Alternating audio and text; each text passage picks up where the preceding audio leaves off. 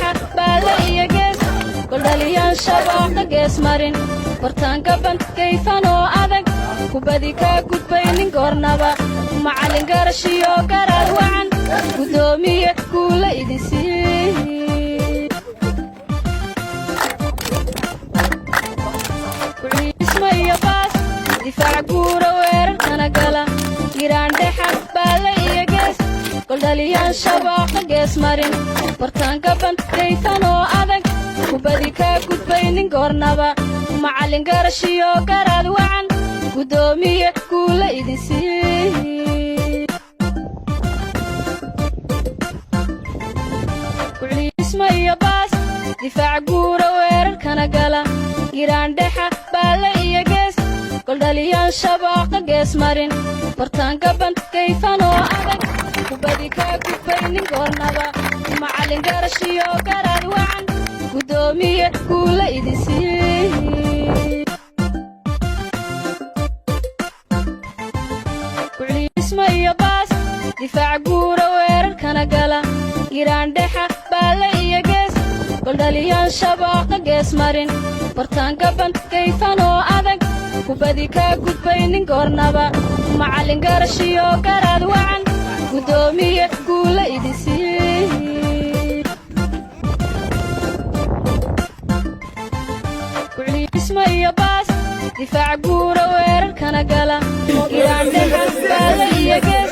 goldhaliyaan shabaqa gees marin bartaanka bandkayfan oo adag kubadii kaa jirna xerada tababarka xulka kubadda cagta ICC Khaatumo oo maalmahanba garoonka ka socday waan mahadcelinaa bahda saxaafadda deegaanka Halbeeg oo saaka lagu soo booqatay xerada tababarka kabayga waxaa taagan macallimiintii macalinka tababarka iyo macallinkii xulka ICC Khaatumo insha Allah waxaan rajaynaynaa in aanu ku guuleysano tartanka hadda waxaan soo xulay ciyaartoydii tababarka qaadanaysay iyadoo marba maalmahan ay socon doonto xulista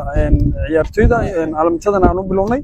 insha Allah waxaan rajaynaynaa inay noqdaan kuwo guulo badan soo hoya magaca deegaanka ICC Khaatumo oo aanu dhawaan uga qayb gali doono tartanka maamul goboleedyada bisha 12aad 15keeda ka furmaya caasimadda ummadda Soomaaliyeed ee Muqdisho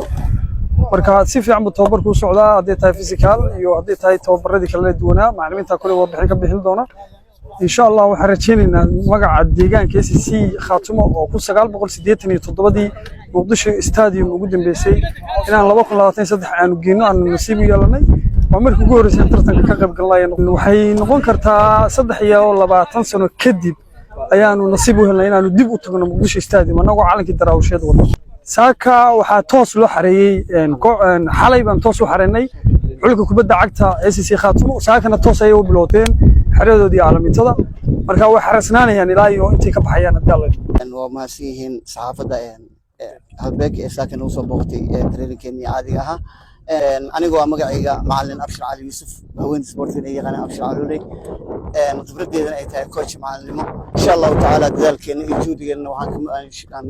ilaahay idinkiis waan ka mir dhalin doonaa anagoo ilaahay subhanahu wa ta'ala tala saarnayna aaminsan xirfadeena macallinimo aaminsan aqoonteena aan leenahay aaminsan baleeradeyda waxaan rajaynayaa biidnillahi alkariim waxaa igu dambeeyay istaadi Muqdisho tartan aan ka qayb galo 16kii koobkii dowlad goboleedyada anigoo wata Puntland insha Allah ta'ala haddana waxaan ku soo laabtay 2000 waxaan ku soo laabtay